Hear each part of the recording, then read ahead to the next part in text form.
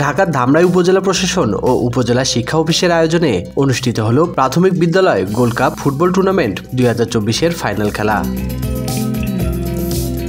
বৃহস্পতিবার সকাল 11টায় কাউলিপাড়া সরকারি প্রাথমিক বিদ্যালয় মাঠে এই টুর্নামেন্টের ফাইনাল ম্যাচ অনুষ্ঠিত হয়। ধামরাই উপজেলা শিক্ষা অফিসার কামরুন নাহারের সভাপতিত্বে প্রধান অতিথি হিসেবে উপস্থিত ছিলেন ধামরাই উপজেলা নির্বাহী অফিসার মামুনুন আহমেদ অনিক। এ সময় অন্যান্যদের মধ্যে উপস্থিত ছিলেন বিভিন্ন শিক্ষা প্রতিষ্ঠানের শিক্ষক ও শিক্ষার্থীবৃন্দ।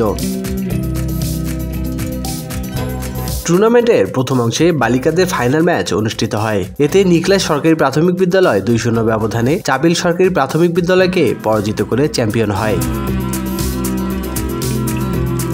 ম্যাচটি পরিচালনা করেন মোহাম্মদ আলতাফ লাবু, রফিকুল ইসলাম এবং মোহাম্মদ আলাউদ্দিন।